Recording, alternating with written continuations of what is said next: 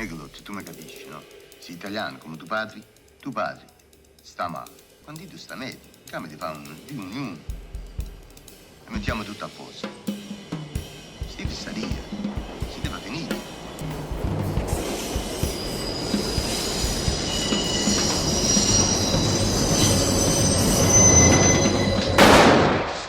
Rest in peace, Wesley Shepard.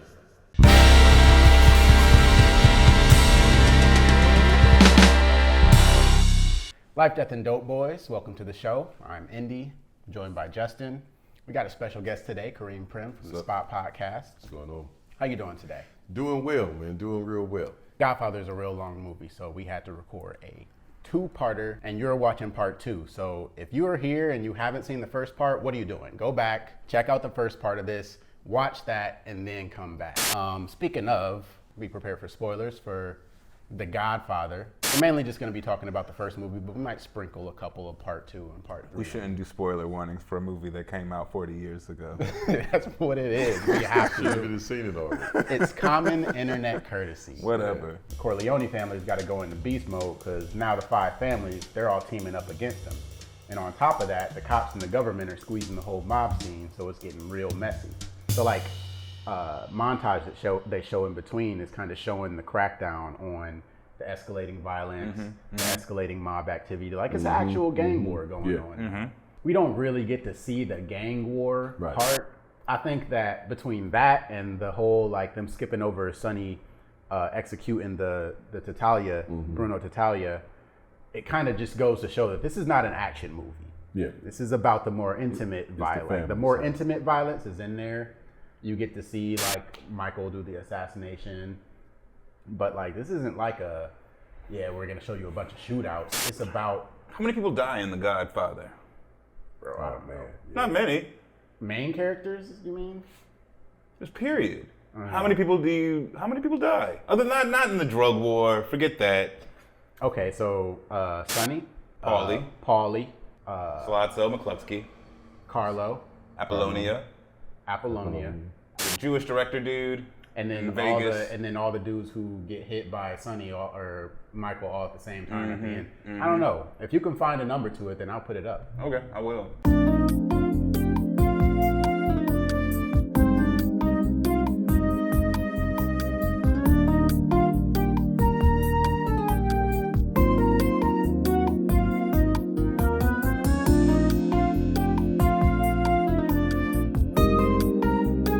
But the Jewish guy, the director dude, he didn't get killed.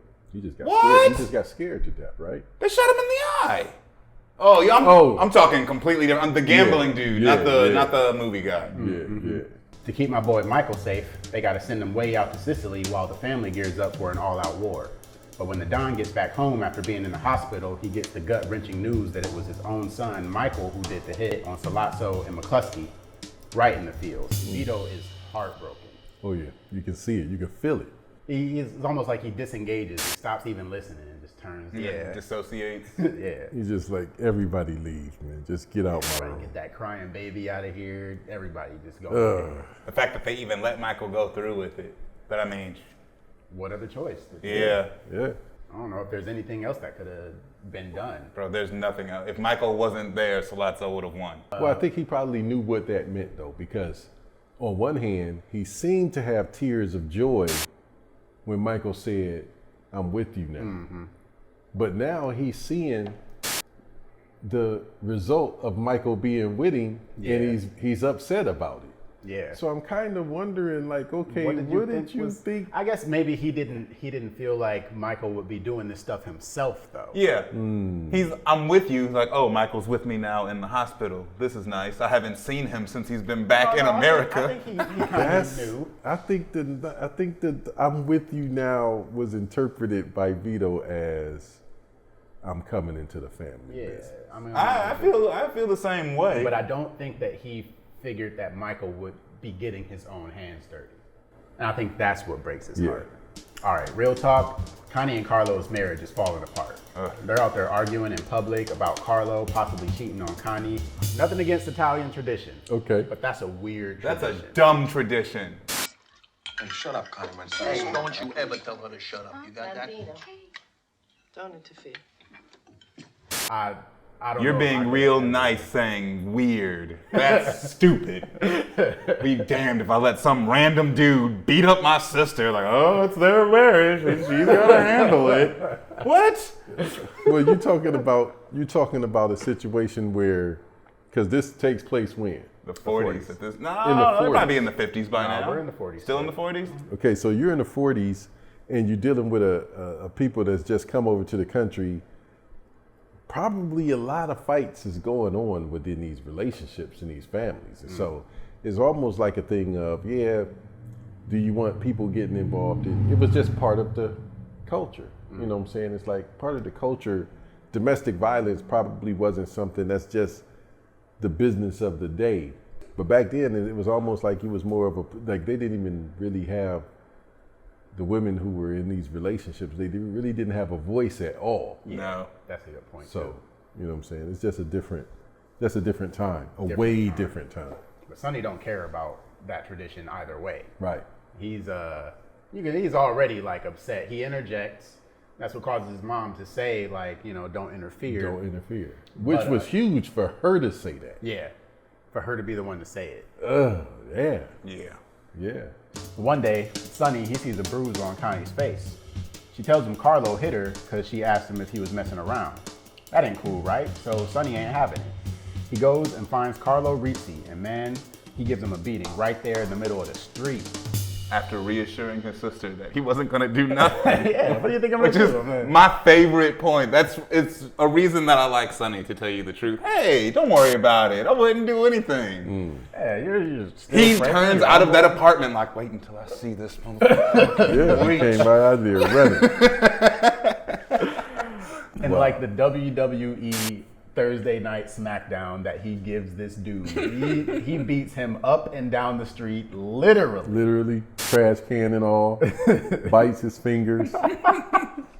But if it's anything though, he came out of the car, like he was running just hitting with the baseball bat, just threw it from across the street. Like he couldn't even wait till he got to. I want to get to this guy so bad that as soon as I get out the car, that was amazing.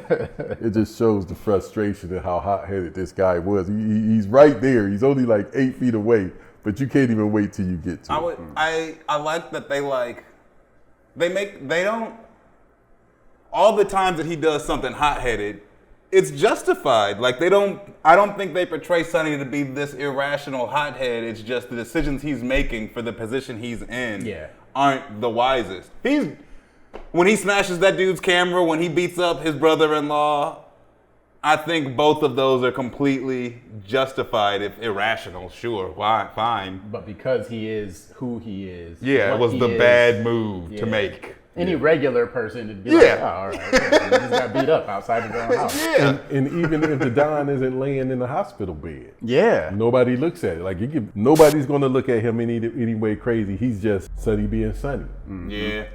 But with the Don in the hospital bed, you're the Don. Yeah. Yeah. That's And true you out too. swinging, hitting people with baseball bats, kicking them in the middle of the street. So And yeah, not only that, but you're showing them how easy it is to lure you out, to get you out in the open. Like, because that happened in public. You know, if somebody had been there opportunistic, things could have went down. And that's why Carlo goes to, it's like he goes to the perfect people. When he goes to the Tatalias and the Barcinis, he goes to the perfect people to help him get his revenge. He he's does it on like- purpose. Carlo's got one of his side chicks calling up his crib, knowing Connie's gonna pick up. This woman, she asked Connie to pass on a message to Carlo saying not to meet up tonight. Now, Connie's all messed up and heavy with her pregnancy, and she goes and finds him and is like, hey. She starts flipping out immediately, breaking stuff, throwing things. Yeah, because he told her to make dinner. So she made dinner, and now he's getting ready to go out and isn't gonna eat dinner. but she knows all of this. But when she first comes to him, it's almost like your dinner's getting cold. I'll eat Yeah, it she later. doesn't even confront him right away. Yeah, she's almost setting him up. Like, I already know what your plans is. You don't know that I know, but I know. So when he said, don't worry about it, I'll eat at dinner, I'll eat later, I'm not hungry, that just sets her off. That sets her off. When Connie calls the compound telling Sonny that Carlo done beat her up again, man, Sonny's furious as hell. He ain't waiting around, jumps in his ride, and takes off to settle things with Carlo, no backup or nothing. As Sonny's heading to Connie and Carlo's place, things go south real quick. He gets ambushed at some toll booth on the Long Island Causeway by a bunch of hitmen packing Thompson submachine guns. This is where he underestimated Carlo. It's like his low estimation of Carlo is what got him killed. Well, no, Carlo wasn't part of the business. Yeah. In his mind, Carlo was a civilian. He's thinking Carlo is a punk, a Fredo. Yeah. But Because Carlo think- is kind of part I of the think they- business, though, ain't he? Ain't he? He don't manage nothing. Like, he's not in a position of control, But he at least overhears that the Tatalias and the Corleones have beef. and he does something about it. He at least has enough pull to get an audience with these dudes in order to set up. I don't think he needs any pull. He doesn't have enough pull. He just happens to be married into the Corleones. That's all they need. But you don't think that he had like a little group of his own, like a little. His I own? feel I've like he never was thought sitting about outside. He was sitting outside that place. He wasn't just hanging out. Like, he was in dress clothes. There was people around him that was in dress clothes. Well, if that's the case, then I mean, they let him get beat up for a long time. Yeah. Well, they wasn't going. That's Sonny. You know what I'm saying? I'm He's not gonna supposed to give be him that. part of the family business. Yeah, but he's still like, Give him a living, but don't discuss the family. But don't business discuss the with him. family So he was business. doing something. They had him doing something. but he doesn't think of him as a threat himself. But he doesn't consider that doing this could mean trouble for me down the line. Like, Right. he doesn't even think of it as like, yeah, like whatever. It's kind of like the same way when Mo beats up Fredo. Later on, he tells that story about beating up Fredo. Like, he's beating up on Fredo. He does it feeling like, oh, nothing's gonna happen. Like, Yeah. it's Fredo. It's the same way with Sonny and Carlo. Like, I don't Casually beat him tell up, me but about how you beat up my little brother?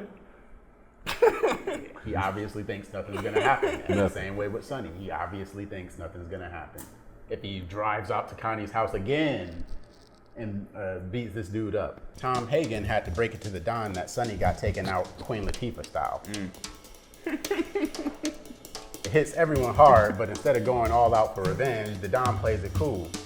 He calls in that favor from Bonacera, asking him to personally handle Sonny's embalming. Man, to see him shot up like that, because Sonny got gunned down. Like, gunned down, Yeah. gunned down. They shot that dude like 100 times. For no reason. Yeah. He was down on the ground, bleeding, dead, Yeah. and somebody still walked up. Yeah. That was a good scene. Your heart really went out to the Don, though. You know, the building up to Tom telling him that Sonny was gone. But you needed a drink first. Now you've had your drink. Yeah, you That can't feel was bad it. for Tom. Oh A man, little bit, yeah. because he's really kind of spelling it out to him, you know, and it's like, you know, your mother's crying. She knew. But it was almost like, and this goes into that whole thing of why you don't want the women, I guess, involved in the business. It's like she knew, but it wasn't her place to tell him. Right. You know, normally you wouldn't get that. You know what Yeah. I'm saying? Your wife find out one of your kids got killed. That's who I'd She wanna goes hear in it and from tells her personally, husband, you know what I'm Jesus. saying? Yeah, you know, but this is like, you know, that's the business. I don't get involved in the family business. You know what I'm saying? It's like that's like a different, very different perspective to have. It's a really heavy scene. Like, I'm watching it, dreading Tom telling Vito, it's like, he this is needed- gonna he needed suck. a drink, and Yeah. he's like, you needed to drink before you told me. Like, he's like putting it together. He's like, I know, you know, just tell me, just just let me hear it. Yeah. Wow. You know? The Don realized this war with the other families was messing them up bad. It was draining their money and putting their survival on the line. Plus, the main thing was getting Michael, the Don's youngest son, home safe and sound. So the Don decided to sit down with the heads of the 5 families. He wanted to negotiate a ceasefire and end to all this bloodshed. And it makes sense because Tom is at this point like the only one of the Don's boys who he has with him right now. Yeah. Yeah, Sonny's dead.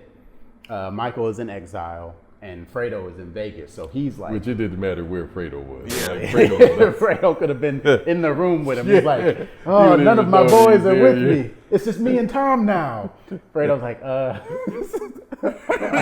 like I said, it's just me and Tom.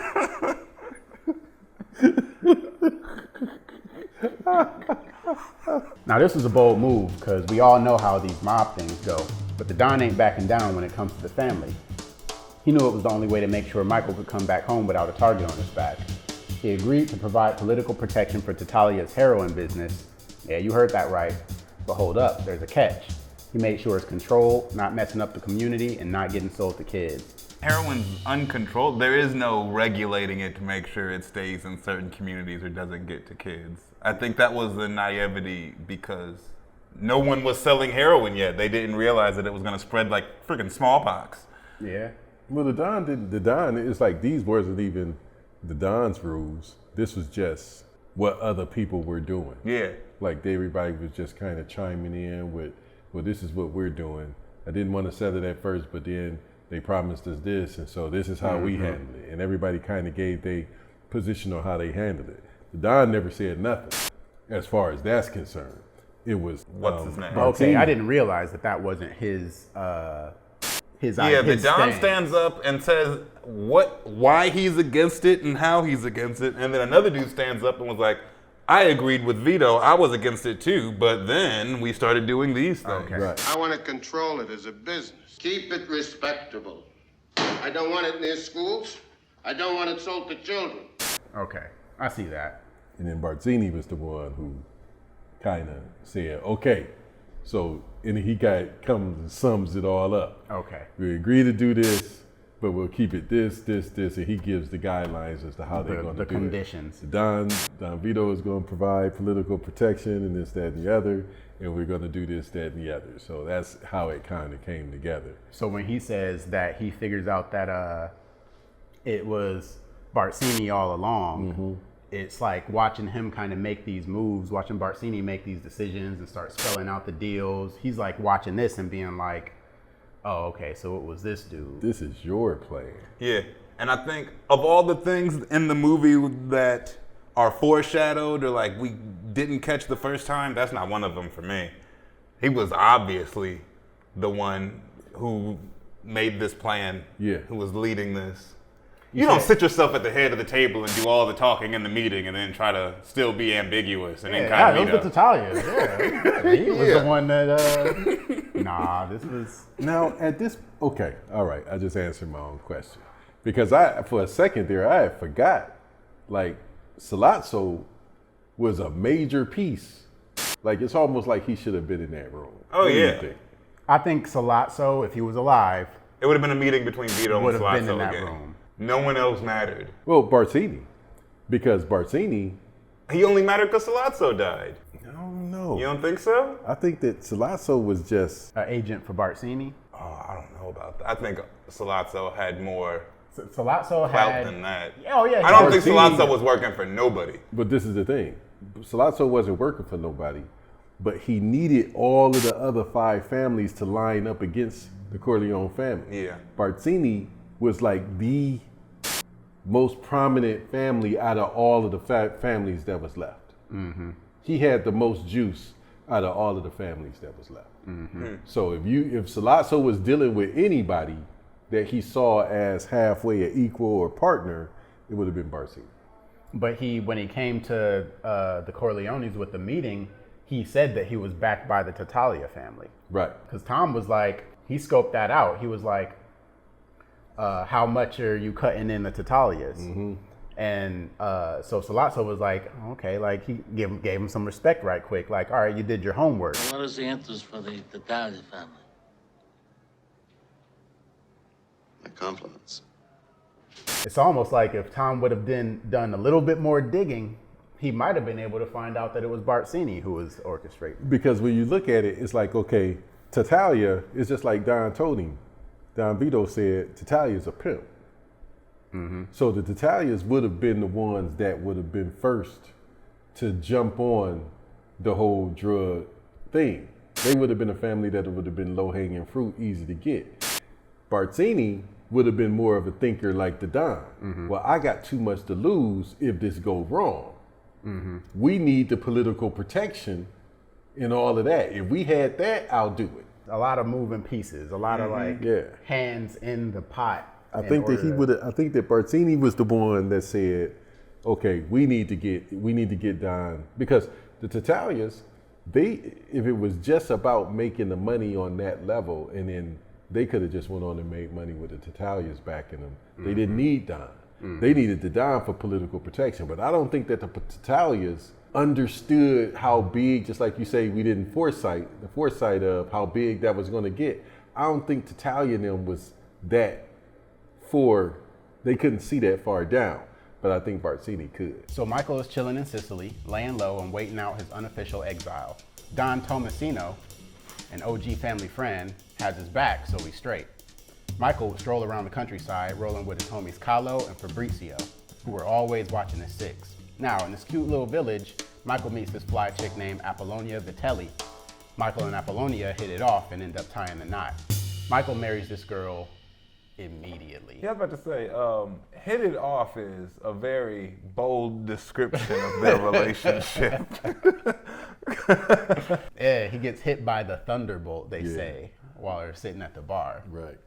And when they describe this girl to the barkeep, who turns out to be her dad, he is really not digging it. Like, he's kind of sensitive, though. I mean, maybe it's just like old traditional Sicilian ways. Yeah, it's honor. It's honor. It's respect. You know, he was even talking about you get to, you know, they really went to the scene kind of really expressing how attractive this girl was, but not in a modest sense. Right. So when he realizes that they're talking about his daughter, and then it's like, oh, wait a second, I think I know this person. No, I've never seen a woman like that before in my life. Like in your life, dude, it's got to be sometime you come across somebody like that. Yeah, he is big mad. He's almost like, I was just talking about this woman. Like, he kind of goes in, he starts yelling at everybody, throwing stuff. Who was supposed to wash the dishes? He's like, he's just mad about everything from that Yeah, point he just gets into boss mode. You know, like your boss comes in wherever you're working, and you're like, okay, I can tell this dude is having a bad day. Yeah. He's yelling about the trash cans haven't been cleaned out or something weird. What is this on the floor? Sir, that's the floor. What's your opinion on, I still feel like Michael is talking too much when he's telling the guy, when he really talks to the dad and kind of, you know, goes into the story. You know, my name is Michael Corleone. There's a lot of people who would kill for that information. You still, it took me right back to Kay at the wedding. Like, you still talking too much, dude. Right. Why are you even giving this person this information? Because I think that's what kind of set up. It really is. Yeah, he wasn't paying attention to who else was listening. Yeah. Right. And I think he just doesn't have that sense quite yet. He's still a civilian. You know, when you think about it, yeah, he just committed these like murders, like he just squared up these two dudes. Right. But I think this also puts you back in the mind, like he's still not really ready for that life.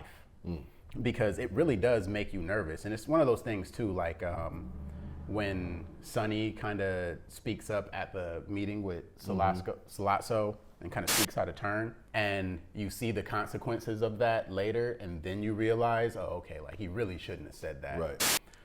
I think it's the same way with this. He kind of talks too much when it comes to the guy who owns the bar, and then you see the results of that, and then you're like, okay. Fabrizio. The way that it's conveyed is like, you know, he got hit with this thunderbolt. Like he is in love enough, like he's really stricken by and enamored by this woman to a point to where he'll say anything. Like anything is gonna come out of this dude's mouth to make sure that he gets this girl. He's only thinking about the move that he's taking, not the moves. He's playing checkers, not chess. But here's where it gets real messed up. Word gets out and Michael's haters catch wind that he's around, and that's a problem. Tragically, just before Michael and Apollonia can bounce, someone rigs a car bomb meant for Michael. And then it goes off when Apollonia gets in the car, killing her on the spot.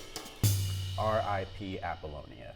When they show that flaming car, even I feel real bad for Michael. I'm like, she's in there somewhere. Yeah, and I don't know if it was part of the dashboard or something, but it was this tan right out the passenger door. It was like this tan thing that kind of came out and laid on the ground, and it looked like it could have been her leg. You know? it's like, man, I hope that's not her leg. I know this is real cruel. That can't be her leg in 1972. Right. They did cut off a horse's head, so who knows what else they was trying to convey. Right. But Kahlo, that blast did take out Kahlo too. In the book? Or Yeah, in the book, Kahlo was standing right next to the car. Because So Fabrizio is the only one who survives? Yes. Because he was the one, he had said when Michael came looking for Apollonia, he was in a little den by himself. And he told her, she's in the car, she went to the car, she wants to drive for you. And Michael said, okay. He said, she'll make you a good American wife. And Michael laughs and starts to walk off. He said, I'll get the bags and take them to the car. So he probably grabbed other bags and was going to the car to load the car with the and bags. then boom, there it goes off. Yeah, R.I.P. Kahlo, man. This dude took out some dudes. Fuck Fabrizio, though. Fabrizio, man. Fabrizio, he's not my dude at all. I'm glad he eventually gets just desserts. Yeah. He does. Michael sees the whole thing go down, and he peeps Fabrizio, that dude who was with him, hightailing it out of there right before the explosion. That's shady as hell, and it points straight to Fabrizio being involved in that evil plot. Now, what do you think about her father? Was her father involved in the plot? I don't think so. What do you think? I don't think so. Why do you think so? I don't know. I can't say that I think that he was involved, but it was something about when Fabrizio asked Michael, was he driving by himself? He asked him 3 questions. His dad Fabrizio asked Michael. Yeah. Okay. He asked him, are you going? He said, yeah. He said, are you driving by yourself? I think was the second question. And he said, yeah. And he said, is your wife going with you? Mm-hmm. And he said, no, I want you to take her to her father's where she's safe. So he didn't expect, it was like, for some reason, he was making sure That collateral damage didn't happen. that the wife wasn't there. It was almost like if the father was collecting on the money, if the father turned him in and got Fabrizio to do it, he would try to do it in a way to where he made sure that his daughter was safe. If Fabrizio was just doing it, working with some gangsters to get the money, I don't know if he would have had considered, because he didn't have no relationship with the father. He just met the father the same time that Michael met the father. I hadn't even considered that. That's dubious. Because I guess, does the book mention anything further on it? Because He does dangle it out there is that people will pay a lot of money for that and he information. should not have done that. But I always just went straight to, Fabrizio probably immediately just went to town and gave somebody this information. I never would have considered that maybe the dad was involved too. But why else would he care about Apollonia being in the car or not? I think it might be because clearly it was some mafia dudes that put him up to it. Yeah, and put the bomb on the car. Yeah, I mean, at least showed him how to put the bomb on the car. Right. Because Fabrizio's the only person who could have gotten close enough to even do the job. But I think that it was just maybe it was just some civilian mafioso type stuff, like the collateral damage, avoid collateral damage, because it's already established in the film that they try to keep civilians out of it. You even said you could come up, kill the dude you were supposed to kill, wave to the civilian, and then get out of there. Yeah. I think it was maybe that kind of thing. And then also, Fabrizio might have a relationship with, I don't think he has a relationship with the father. No. But I think he was instructed to keep civilian casualties to 0 if he could. Michael finally comes home, and it's all good because he knows he's safe now. After a whole nother year, Michael finally decides to link back up with his ex-girlfriend Kay from 4 whole years ago. She still marries him though. I think that they kind of play up her not being Sicilian, like she's this bold American girl, and they use that to feed into you just how much of an outsider she is. Right. She's not making sense. Like, you're looking at her like, you just lived under a rock your whole life, Also, lady? national trust of politicians and the political process in that federal era, government in that era. 1972. If that would have been a school teacher, white lady, you know what I'm saying, in 1972. She's asking questions that she feel like she deserves the answers to. You would have to be Italian to understand that you don't have a right to the answers to the questions that you're asking. And she asks a lot of questions. Yeah, she feels like she's back to back. She feels like she deserves the answers. And it's like, if you knew the answer to this is jail time for somebody. Yeah. Now things have changed in the family while he was away. Don Vito's kind of retired, Sonny's dead, and Fredo, well, he's fumbling the bag heavy on some Scar from Lion King type stuff, so guess who's stepping it up? Yep, Michael's now in charge, and he promises Kay he's gonna make the family business all legit within 5 years. Well, it was just one thing to say is that when he said 5 years, I knew that's not going to happen in 5 years. You know, you basically Tracy McGrady playing for the Orlando Magic. You have no help whatsoever. You're out there playing all by yourself. So there's no way that he could get that change to happen in 5 years all by himself. I think it was unrealistic from the jump. I think maybe they just expected Fredo to be doing better than he was. I think when they went out to Vegas to visit Fredo, it was like a shock. Like, what have you been doing out here this whole time, man? I think they expected the Vegas. You learned anything? Because Michael's whole plan hinges on them moving out to Vegas and doing well out there, doesn't it? Yeah. So they probably really expected Fredo to be making moves out there that they could they probably really expected Fredo to be out there doing something. He'd been out there for years at that point. My brain locked up when you said Fredo and making moves in the same sentence. When you said that, it just short circuited. Like, wait a second. I think that it was more so to keep Fredo safe. I think Fredo was like that kid that you just try to put. He wasn't safe out there. They was getting beat up. He was safe, but he was safe from getting killed. There was a gang war happening, and they didn't want Fredo to stick his finger in the socket out there in the East Coast. They figured, let's get this dude somewhere where we ain't got to worry about nothing happening for him. I think that it would be. They know Fredo. They know Fredo better than we know Fredo. Yeah. Fredo wasn't gonna be making no moves. They was just trying to keep that dude out the way.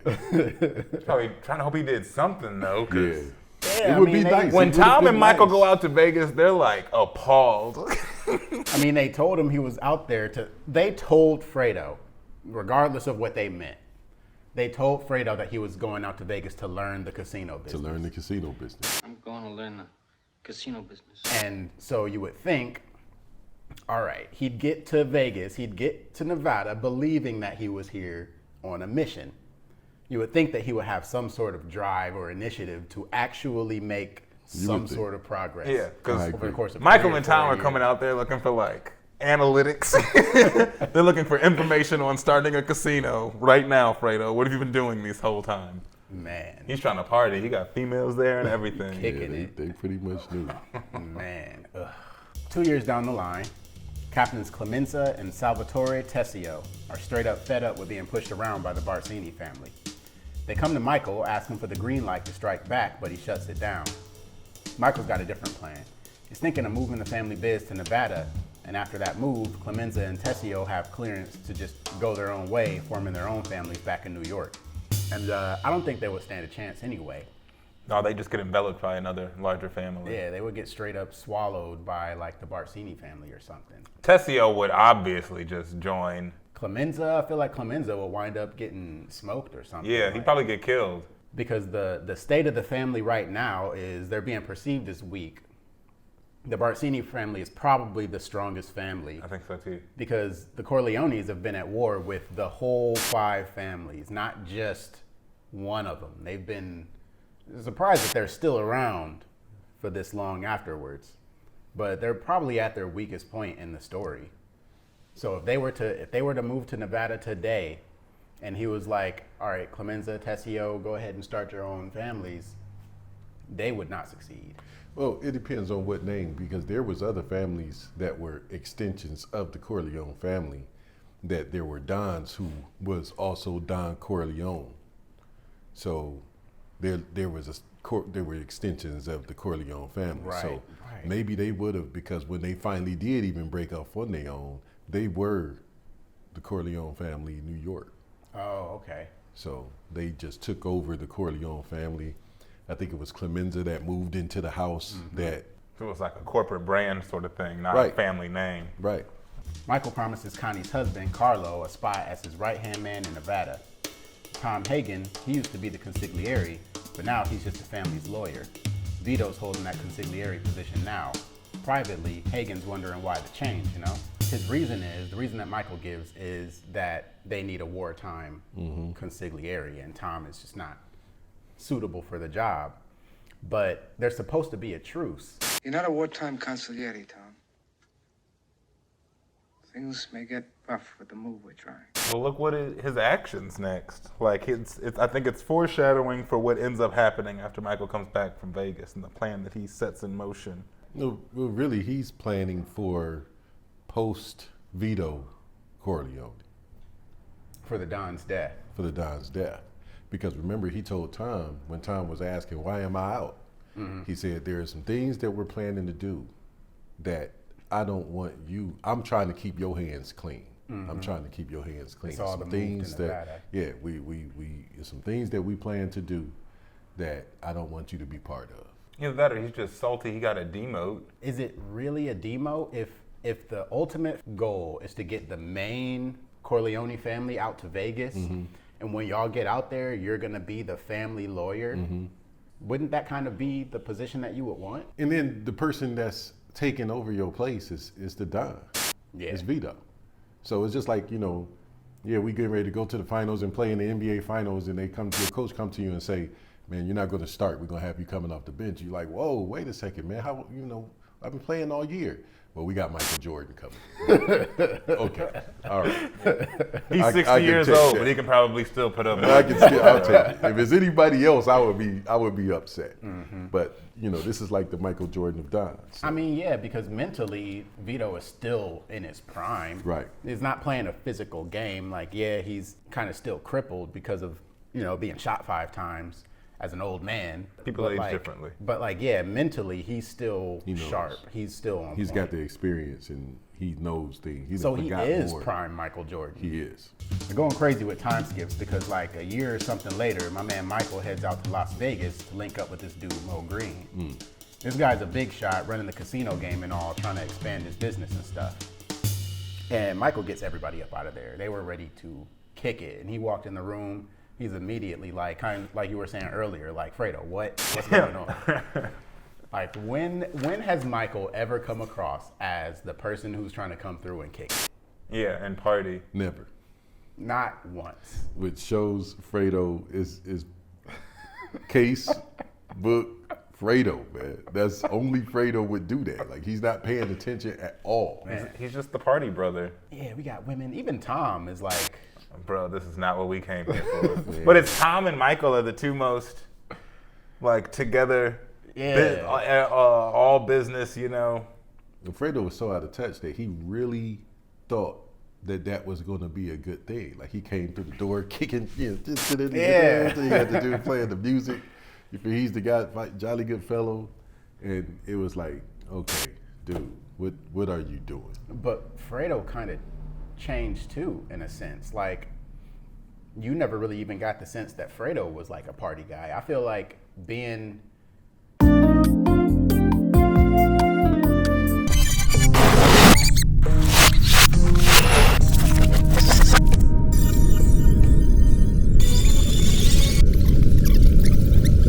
My brother Fredo, this is Kay Adams.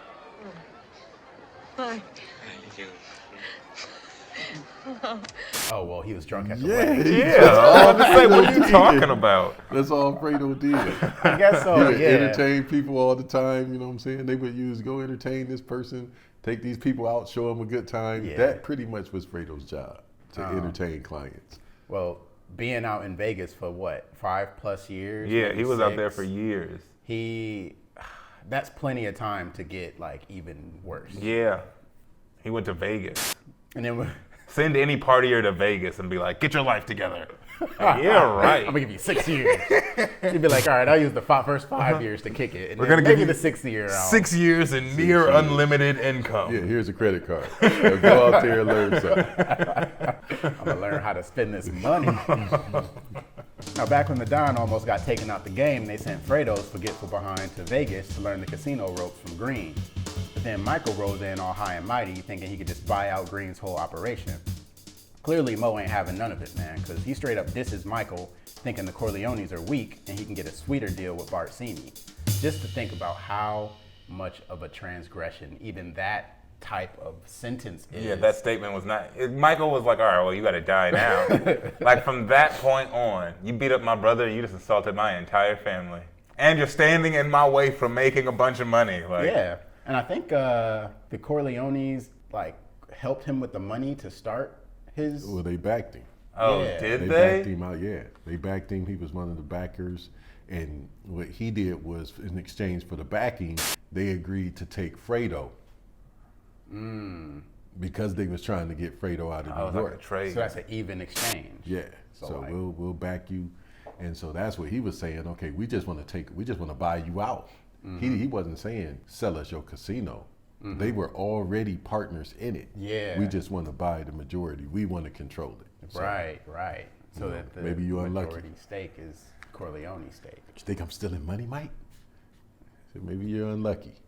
Maybe we He can do calls him better. unlucky as the owner of a casino hotel. Hey, you know.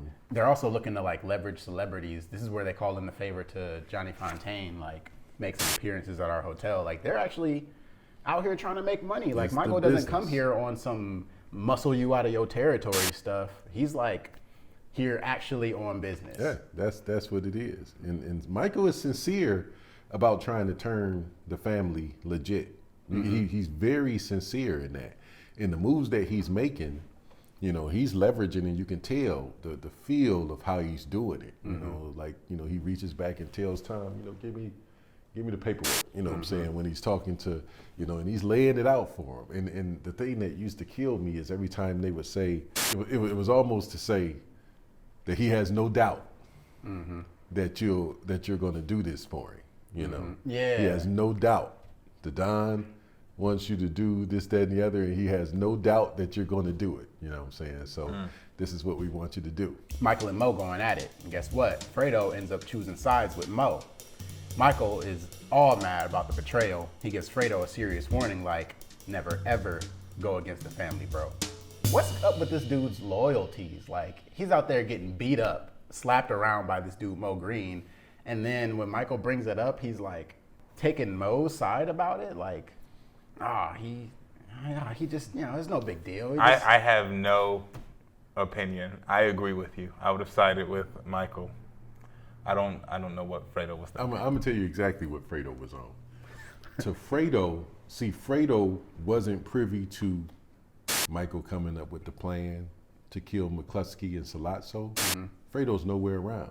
Right. The last thing Fredo remembers is Michael coming home from, that's the Michael that Fredo knows, when Michael came from the military and he's drunk at the event. At the wedding, yeah. So he doesn't see Michael in a Don type, family business type perspective. He right. doesn't see him from that perspective.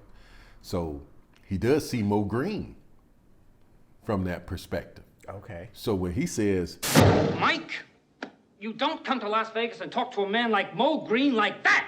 it was the way that he saw Mo in the way that he saw Mike in relation to one another. And I think that is what, you know, he started to see from that point on, you know, because even when, you know, he questioned Michael about, you know, when Michael was telling the singer, Johnny Fontaine, when he was telling him, you know, we're moving out and Johnny, you know, Mo was going to sell us his part of the business and this, that, and the other. Here comes Fredo over, you know, Mo's never told me anything about selling. It's like you just really... Fredo, get out of here.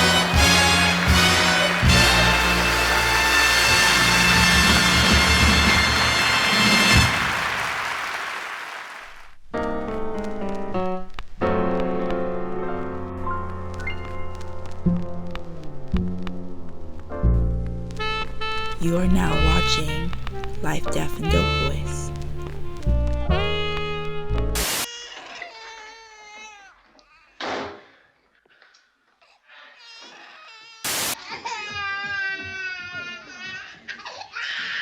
What's the matter?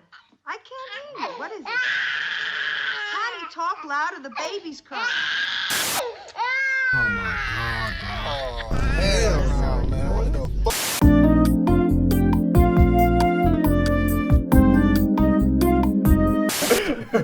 He's never told me anything about him selling. I thought he was pretty happy with it. Like, dude, you just kind of brushed him off. You know what I'm saying? Just give me this paperwork and let me show this plan. Hey, Fredo, what's that over there, huh? Right.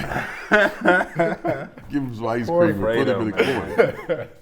It's bad. I think that he just didn't have a clue that Michael was who he was. He still saw Michael as his younger brother. That I keep forgetting that Fredo's not the youngest. yeah, You know, Fredo's the middle child. But like at the same time, Fredo should know it's still the family business. It's still like you should still have context about how this operates. But I guess if you haven't really been watching the Don in that capacity or like trying to learn anything from it and the way that those interactions are handled, then you wouldn't know. And you would probably be a lot more scared of Mo Green than you are of Sonny. Of Michael, and I keep forgetting that we've been on this journey with Michael this whole time, watching him kind of evolve into this Don figure. But Fredo has been removed from. He hasn't even been in the movie since Vito got shot. right. Ugh, that's a good point. He's missed a lot. He's missed a lot. And he's been with Mo, who he wasn't no slouch. Like Mo actually invented Las Vegas, right? So if Mo was the one who, like, he's showing Fredo around the town that everybody is enamored by, that he invented himself. Right. You know, it's because of him that all of those casinos are there. It's because of him that all of that money is out there. All of that is because of Mo Green. And knowing Mo Green as a character, Mo didn't have a problem with hyping himself up and letting you know who he was. You know, that was his personality. So, you know, yeah, he's probably got Fredo snowed. Michael finally gets back home. He's having a heart-to-heart with Vito in private. Vito straight up tells him that he's expecting the family's enemies to come after him. They're gonna set up a meeting through someone they trust, but it's all just a cover to take him out. And as much as I like Tom, this is exactly why Michael needs a wartime consigliere, because Tom couldn't have told him or given him a warning or even prepared him for something like this. Right, he never would have seen it coming. If Vito was already dead, it would just been the end of it. Yeah. This is where Michael would have died too. Yeah, for sure. Because he wouldn't have been planning for something like this. He wouldn't even known to look out for something like No. this. Yeah. And like at first I felt like Vito seemed like he's like rapidly aging. Then I also realized there are a ton of time skips. But he also has been pretty much like bedridden not bedridden, but Walking around in the robe. yeah, Pretty like much. he's after he got He's shot, he's retired. not the same dude. And he's But he's sick. sharp though. He's still You know, for him to be like, you know, and at the meeting you'll be assassinated, and he's saying it like while he's, you know, cooking noodles or something. You know, what I'm saying? At the meeting you'll be. That's like he's not really like. Normally you would expect if somebody was delivering that type of information, it would be a very intentional conversation. Yep. He's, you know, sitting back eating the olives. Yeah, you know, call the meeting, and at the meeting you'll be assassinated. You know, and it's like, wow, you know.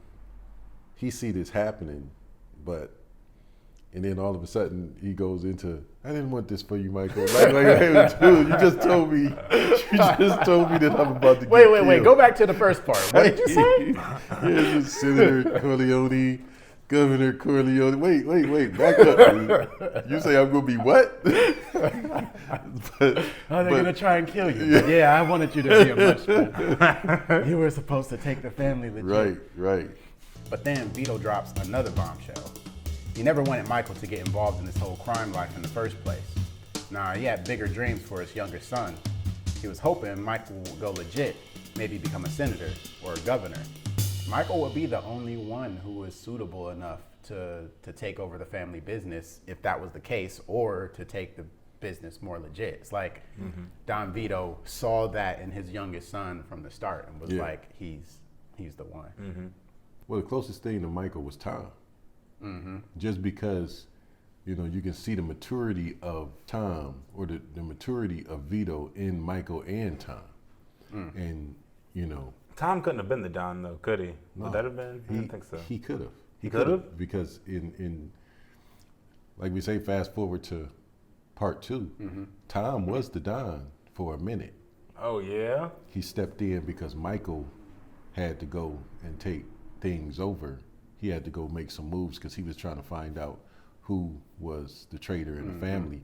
So he had to go to New York. He was running from New York. He was running down to Miami. He was taking care of business. So he put Tom in as his stay as the Don, and Rocco became Tom's right-hand man until he got back. And that's when we realized the only way that Michael trusted Tom to do that with him was because he kept him out of this position that we talking about now. He let him know, that's why I kept you out back then, because I needed to be able to trust you now. And you would have been like everybody else if I had put you in back then. Right, if right. I made you the consigliere, you would have been exposed to too much. So. And the Corleone family is the only mafia family in New York that's strictly hereditary when it comes to who's the Don. The other mafia families will put someone else there. I think it's just like they have to be Sicilian. Right. And that's where Tom kind of has a disadvantage over everybody. In fact, people don't respect Tom as a consigliere because he's not Sicilian. Or anything. Yeah, that's because back with all of the other families, the only thing was that you couldn't, if you killed the Don, you couldn't be the Don. So that way nobody would try to take the Don These out more in order to became, so you had to, the Don had to be killed and then you had to be taken and put in that position. Yeah, so you had to be a elevated. made man. When you got made, that made you, it increased your credibility amongst the family. And then you worked yourself in your way up. You got more responsibility. You start taking over territories. You became, just like the Europeans used to have lords of this. We're going to make you lord this, and you're going to take over that area. Well, the Italians was doing the same thing with territories in the 5 boroughs or wherever. Fast forward a few months and tragedy strikes. Vito collapses and passes away while chilling with his young grandson, Anthony, in the tomato garden. Saddest thing ever, man. The burial's tough, and that's when Tessio comes up to Michael with some sketchy proposal for a meeting with Barzini. And guess what? Vito knew there was a traitor in the family, and it turns out to be Tessio all along. I knew it was going to be one of the captains, either Clemenza or Tessio. I felt like I was sad it was Tessio. Yeah. I liked Tessio. They picked the sad one. I expected it to be Clemenza too. I don't know who I expected it to be. Once you assured me that Tom absolutely wasn't going to be the traitor, it's like, all right, well, it's probably Clemenza. It's not going to be Tom. I was so lost in it. I don't even think that I thought that either one of them was going to be. Yeah. I just didn't even think, because they didn't really seem disloyal. Well, None of them came off disloyal. To me, it was the frustration that they were showing Michael in the office. Right. And they was even talking over Michael's head straight to the Don. Yeah. Talk to Michael, and then Michael would talk to him, and they talk to Michael, and then they would turn back to the Don and start saying, "Oh, I don't know what's like. Why are you, Right. And for me, it was like, all right, they still respect the Don, but they don't respect Michael enough to let him lead the family. If he's in charge, just like they'd be like, oh, I don't know. It's kind of like working for somebody and you got a lot of respect for him, and their son is coming up the ranks in the business, and you kind of like, you see that he has potential, but you're like, he still has a ways to go. Yeah. And then the boss dies and the kid inherits the business, and you're like, this is the guy. I'm like, that's why I felt like it was gonna be one of them, because they had, especially when it comes to films and how good this movie is at setting things up that are gonna happen in the future. Nothing comes out of nowhere. Yeah. So I'm thinking back like, all right, I remember that one scene where them two dudes was real frustrated about how things are going, the weakness of the family being under the Barzini thumb.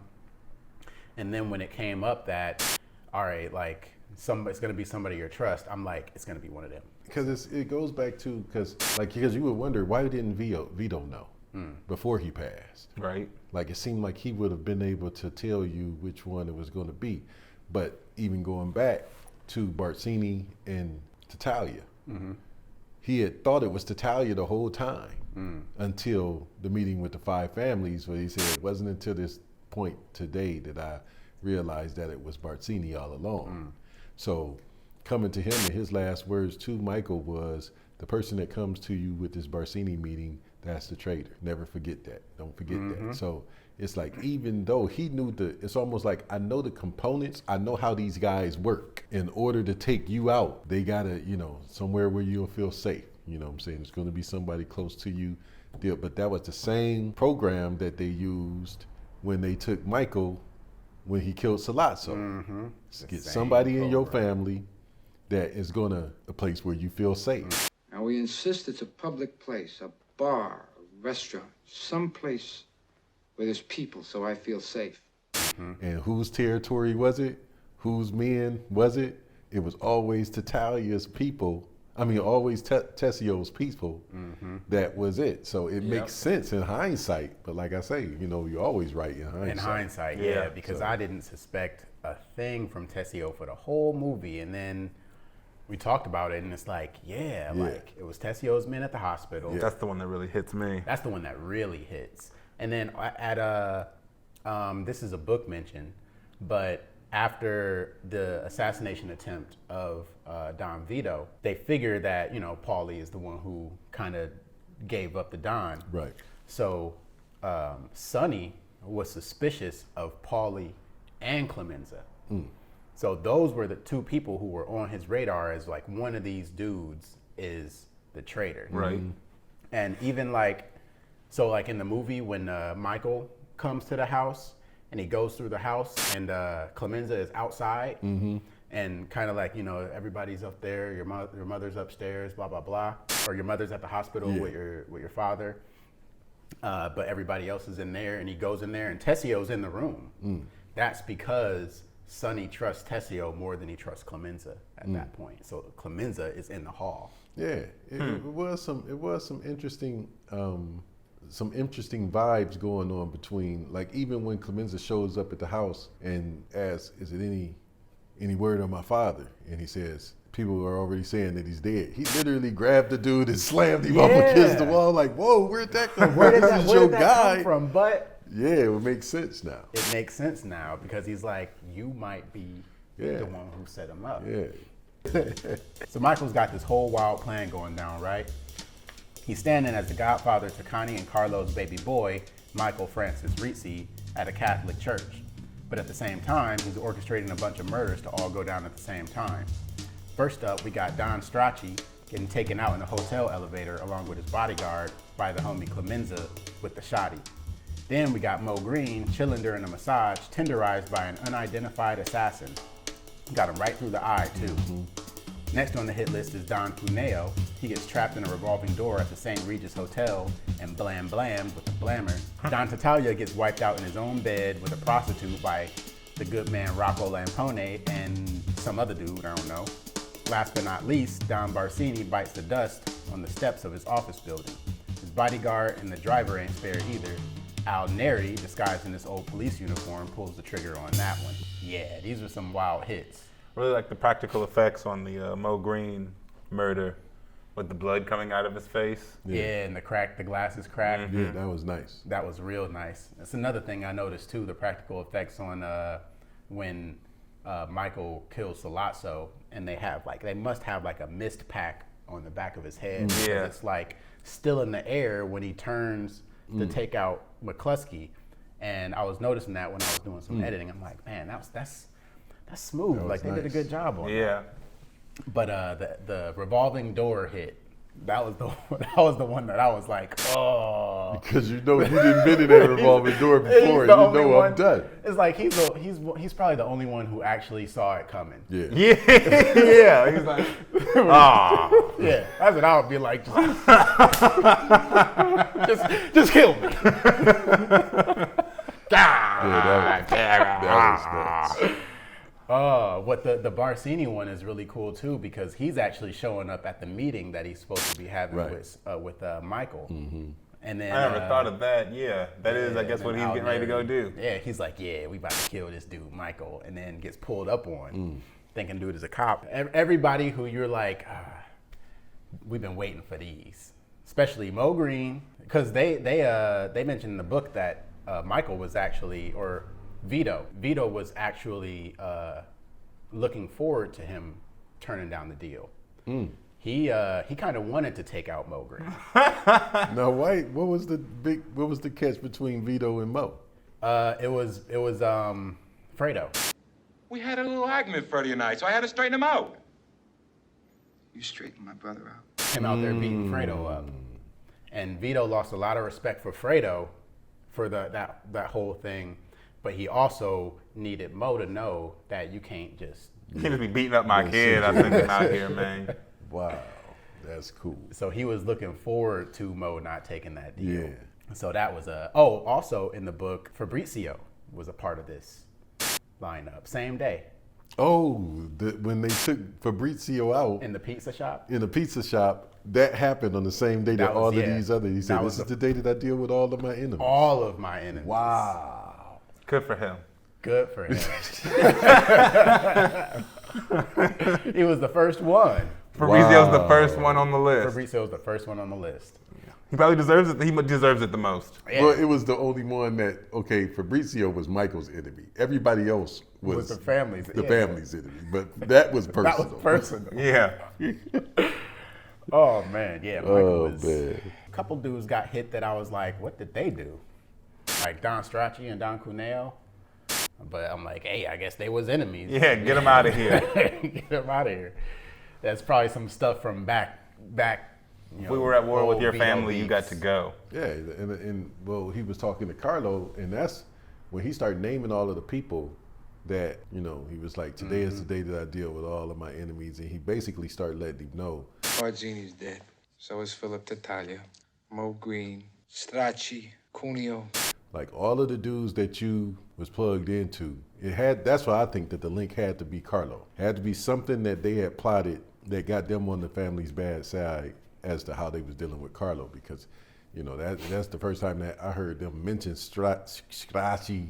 Yeah. The way they said his name, I was like, okay, well, man, I said the same thing. What he do? But Carlo might have known. Maybe it's just the 5 New York families, because if you think about it, if the Corleones are one of them, and then the Barzinis and the Tattaglias are 2 of them, then Strachey and Cuneo would be the other. Right. He's getting So ready that's to the bosses 5 for the other families. families. Yeah.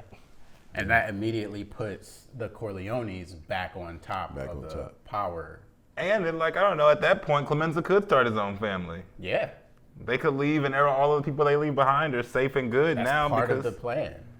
And then in the book, even some Barzini captains defect to the Corleone family after these murders. That makes sense, because that's what he was talking about when they was in the meeting determining what they was going to do in response for Sonny, or when Sonny was trying to figure out what they was going to do in response for Vito. Tom was telling them that all of the other families would just fold in order to be able to keep from a widespread war. Anything to avoid the war. None of those other families wanted to go through the war. It's like you can have some of the bigger families that was big enough and strong enough to last through a war. But some of them smaller families, they was like, no, we don't even want this to happen. They're not going to make it. Anything that we can do in order to be able to keep from a wide-scale war, we're going to do. If that means folded and becoming part of their brand, and then that's what they was going to do.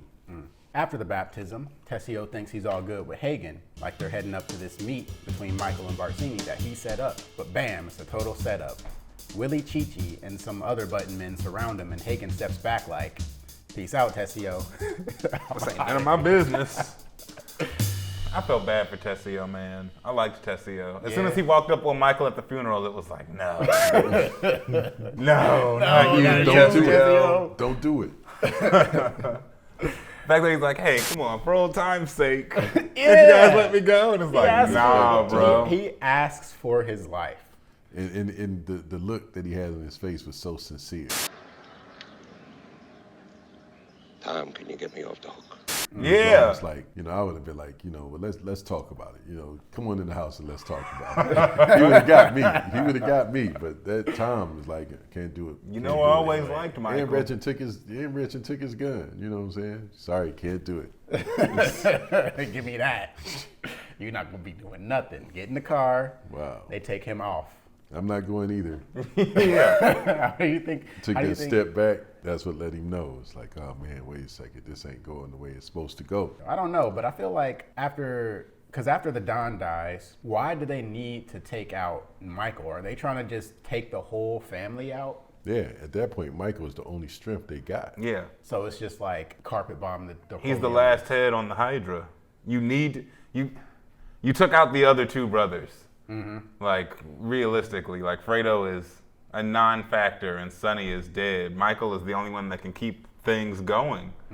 So And you kind of intimidated by Michael. Like, yeah, where this dude come he's from? scary. Yeah, he's doing some stuff. Like, he's organized, and he seems to have his feet on both sides of the game. Like, he's in the street, but he's kind of corporate. It's like he's able to function on either side, and that could be scary to some of the other families. And he's just like the Don. Yeah. Like, he starts acting like the Don when he gets back.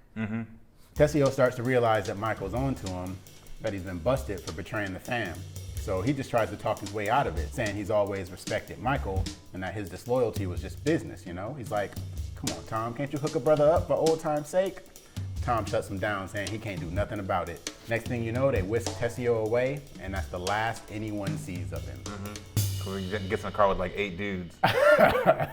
They all got guns. It's like they all looking at him like, yeah. That's one of them things too. I feel like they didn't show him getting killed just because they know that you're gonna feel. Yeah, he was a favorite kid. First time you see in the movie, he's like dancing with Sonny's daughter on his feet, like having a good time. He's always a nice character. Yeah, good uncle type dude. Yeah, he's been a captain for so long. Why would you challenge the Corleone family? I think he's underestimating Michael. That's exactly what it is. Because he wouldn't have done that with the Don, Not with Vito. in a million and years. didn't do it when Vito was present. It's like they respected the Don so much, but just like you say in that meeting, it's like they don't really see Michael in that light yet. But you lightweight kind of see him coming up. It's almost like, let's get rid of this dude, because if I have any plans on being the Don or in control or free, and then we need to get this guy because his trajectory is so upward. Yeah, it's real steep. That if we don't get him now, he's going to be to the point to where we're going to be under him just like we under everybody else. And there's nothing that we're going to be able to do about it. But at the same time, like you was talking about earlier about how in order to be the Don, you had to kind of get made. Right. Once you were a made man, you were qualified to move up the ranks and then become the Don. These hits is what makes him, because it's like Clemenza and all them after Vito's death, they're not even really addressing Michael like he has that authority yet. They're not really treating him like he's the Don yet. But then after this, they're like kissing his hand and all that in the office. Clemenza's like waiting for his orders as they're like, they got Tessio, and he's like, this is what gets Michael his respect. But then at the same time, when you think about it, Tessio, he defected before Michael did all these hits. He defected long before. Yeah. He was probably working for Barsini, like at the wedding. Like by then, he was probably already. Not as openly. I think Probably, I think he was saying. more bold after the funeral. Yeah. Yes. I don't know. I think his men not being at the hospital anymore is pretty bold. I think the implications, when you look back at it, implications to that are very damning for him. Well, McCluskey comes through the hospital. When McCluskey comes through the hospital, he says like, I thought I got all you hoods locked up. Right. So it's like the implication is that it was arranged that, or Sollozzo had arranged that McCluskey would get all of his bodyguards arrested. And then the cops would move off the scene, and then that's when the hit was gonna happen. I see. So he has like an airtight reason why his dudes weren't there. Yeah. I think that he had to be super confident and then more confident and then start moving towards, you know what, I'm just gonna come back over here with the family until y'all get y'all stuff together, because Vito was supposed to die at the fruit stand. Didn't happen. Got in the hospital. We're supposed to get him at the hospital. So yeah, he could start getting a little bolder with what he was doing, because he didn't expect for Vito to live past that night in the hospital. He was supposed to be done. And at that point, you know what I'm saying, if I left and kind of got with the families and then it's just business as usual, it ain't even looked at as different, because this is what happens after, those type of things. But when they failed then, it was almost like he start retracting and saying, you know what, y'all kind of got me out here. I'm gonna go back and start. Right. Yeah. I'm gonna go back and get back in with the family until y'all get y'all stuff together, because it's looking like y'all don't know what y'all doing. It really is. Yeah. Like y'all are looking real amateurish out Right. here. Right. When McCluskey them gets killed, and then I'm just going, I don't even know y'all now. I don't even know you. Yeah, I mean, if Barsini was able to stay away from implication for so long, then it's easy to believe that Tessio could have too. Absolutely. And then, like, Tessio was the one who knew about the restaurant that they were setting up the dinner at. Yeah, sure I do. It's perfect for us. A small family place, good food, everyone minds his business. If you look back at all of the stuff from Tessio, it's like he's spelled out to be the traitor from early on. Relatively early on, yeah. It's almost like you just don't even want, you know how you want to like somebody, so you don't want to so you ignore all the signs? Yeah, it's like, it's like, hey, you want to meet Michael Jordan? Nah, I don't want to hear it. I don't want to meet him because he's such, you know he's going to disrespect you or something crazy when you meet him, and you want to like him. So nah, I don't want to. Just keep him over there. Yeah. I'll just watch him on TV. I know y'all want us to talk about what happens to Carlo, but first, I'm gonna need y'all to like, share, and subscribe. Do it. Yeah, make sure that you follow our podcast, Life, Death, and Dope Boys. We come out with new content every single week. Nice. Every single day, if you check out some of our short form stuff. It's true. Our reels and our shorts. We're looking for y'all. Nice. We really appreciate the ones that are here watching this. If you've made it this far, you probably really like our content. You're probably having a couple of laughs or learning a few new things that you didn't know about The Godfather. So yeah, if you respect us, respect that like button. Do it now. I also want to write quick thank you for joining us from the Spot Podcast. Want to tell us a little bit about, you got something really cool coming up? We do. Anybody familiar with the 1991 Cooler Bandits, Akron, Ohio? Real crazy story. Guys was going around robbing restaurants and putting people in a cooler, and it was people looking for them all over the state of Ohio. And then come to find out, it was like 4 teenagers from North Akron, and the books that they handed these guys was like anywhere between 16 to 50 years, from all the way to, I think Frankie got 200 to 500 years. They was making serious examples out of these guys. So then he kind of got out. Corleone. Yeah, for real. Changed their life around and working with reentry and stuff like that in the community. So we want to kind of get that story, get down into some of the grips of what made these guys. Did they make kill the anybody? Choices. Didn't kill anybody. What lawyer let their client get 200 years for armed robbery? Well, you gotta remember this was during '91, the crime bill, the war on drugs. That all came. This is that era. Yeah. This is all within 2 years of all of that. Right. So every city was trying to build up cases like that and give law so that they can get some of that government money to build more prisons, to house more people. So good story. We will. That's out right now. People can go check it out right now at the Spot.podcast on the Spot.podcast. Find us on Instagram. The link is there, and you can check it out. I'll put it on the screen for them right now so they can go ahead and see that. But the link is also right there in the description. So check that out, and you'll be able to check out more Kareem Prim's content. Yes, sir. All right, so let's get into this Carlo situation. Michael ain't messing around. After he finds out Carlo played a part in Sonny's murder and was working with Barzini, he's all up in Carlo's face, making him own up to it. Michael's like, look, you ain't gonna get whacked, but you're out of this family biz. He even hands Carlo a plane ticket to bounce to Las Vegas, thinking he's done with him. Hold up, that ain't the end of it. When Carlo's in the car, heading to the airport, Clemenza does the deed on Michael's orders and strangles dude. Been waiting on that one for a long time. When Michael goes in there, he tells him, not to worry. He's not going to kill him or anything. At what point in their interaction do you realize that Michael is lying to him?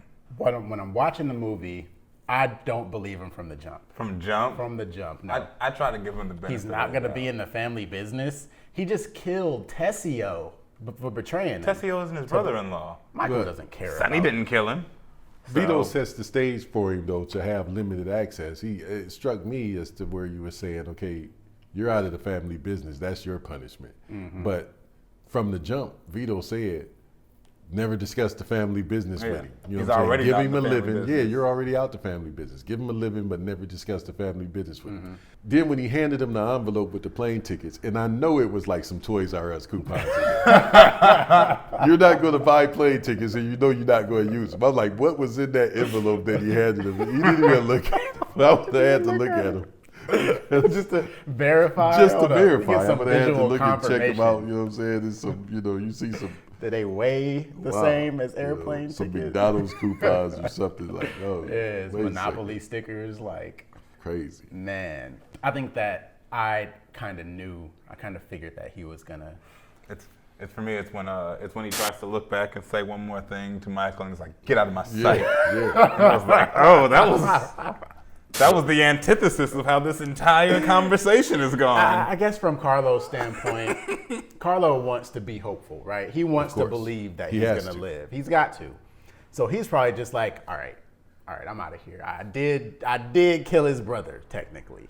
So I'm gonna just take my favor in my life and That's get it. on to Las Vegas. No ask, no questions, no nothing. Yeah, he's walking to the car with like all the hope in the world. You know how Yeah. like you be trying to go ahead and go before like somebody changes their mind. Like, Right. wait, hold up. Now that I thought about it, Yeah. it's like, nah, while I can still get away from here, I'm getting away from here. Yeah. Michael came to that meeting though. He really just had unfinished business. He was still trying to, at that point, he was still trying to get confirmation as to who, which I don't know why it made a difference because he killed them all. Right. But he wanted to know for confirmation who was it that was behind the setup Right.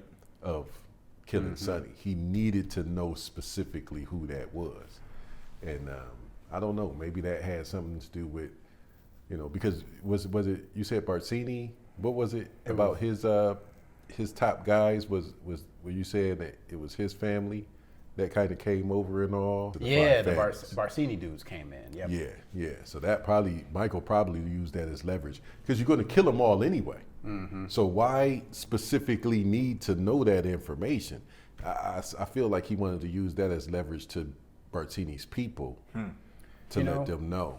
I'm less inclined to give Michael that much credit. And I respect him as the Don so far, but I also understand that he hasn't been doing this for long. I think that he's still not really sure. So he's fishing a confession out so that he can for sure give that order.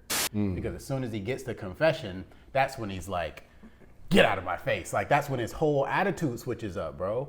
Yeah, you're right. I had always just assumed that he already knew when he showed Like, he's up. playing nice in order to get him to confess to what he thinks he did. He did change up. Later on, Connie, all worked up, rolls up to the Corleone crib when the movers are hauling out furniture, getting ready for the fam to move to Nevada.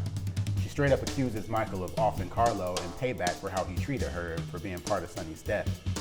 They gotta pull Connie out of there because she's going off. But Kay, she got some questions too. She's like, Michael, did you do it? But he's like, nah, I ain't talking about my business. You know the drill. I don't even want to say about this girl. Like, I love how he's like, no, I won't talk about the family business. Fine, ask me one question about the family business. Still all over the place. yeah. Okay, still. just one time. Just one time, I'll let you do it. He switches up immediately. Yeah. And then lies. Can't give it up though. She presses him, and Michael drops a lie saying he had no hand in Carlo's demise. Kay buys it, and you can see the relief on her face. The movie ends with Clemenza, Rocco Lampone, and Al Neri showing up to pay their respects to Michael. It's like a passing of the torch moment. Clemenza kisses Michael's hand and greets him as Don Corleone. Kay's peeping the whole thing as the office door shuts, and that's the flick. It's the best scene in the movie. I want a t-shirt that has Michael Corleone leaned on the desk with Clemenza kissing his hand and shit, like as the door closes for Kay. That image. Yeah, that's It would have to be one of those ones with the shirts where you do like this. And continues to move. You see the door. holographic. Yeah. Hey, yo, check this out.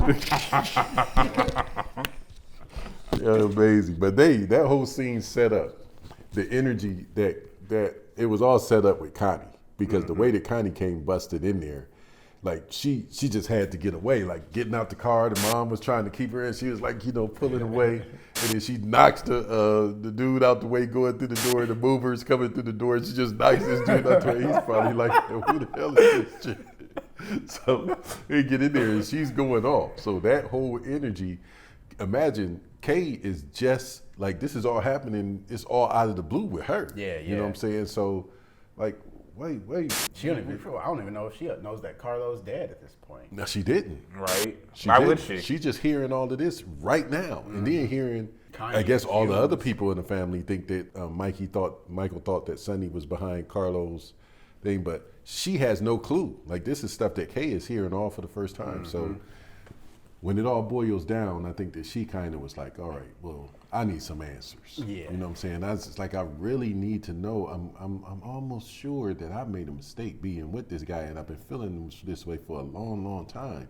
But here's another thing. It's almost like she can't rest until she gets these answers. So that's why she keeps asking it over and over and over. Even after he's like, don't ask about the family business. He's just like, this one time. And then, he straight up lies to her. But I think that as the door is closing and she's seeing these dudes like kissing his hand, she's realizing that he lied. She's realizing that he lied. Yeah. She's like, oh. Yeah. It's like, oh, this is what he's been talking about the whole time I've known him. Don't ask about the family business. Yeah, it's bigger than him. Sometimes you just look and say, you may want to be different, but this is who you are. Because like the fact that that was a lie, and he said this one time you can ask. And then she asks and he lies and she realizes that. It's like now she kind of understands that, all right, even if I ask, that's not really gonna make a difference. It's not gonna give you any answers. Not gonna give me any peace because I still don't know. But that's a really cool scene because it also does show that he's finally getting his respect as the Don. Since he's been back from Sicily. Right.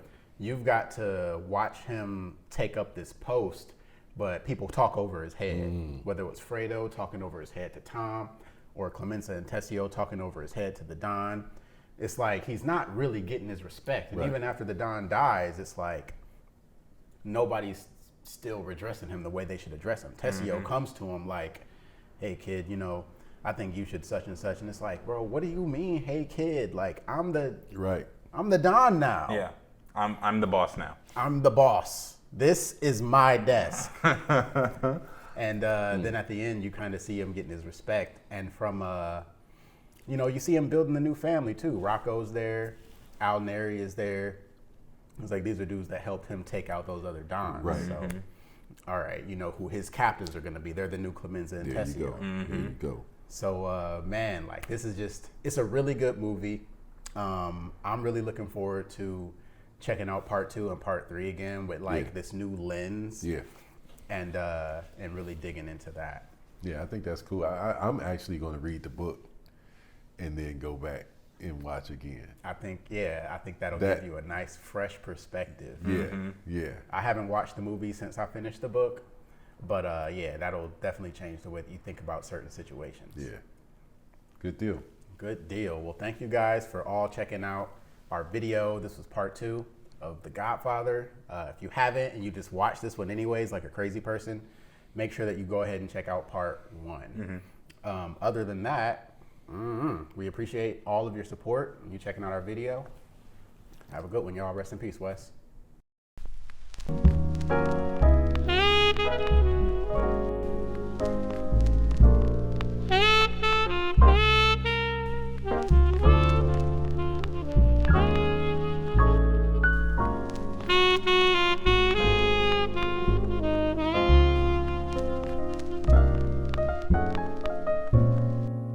Thank you.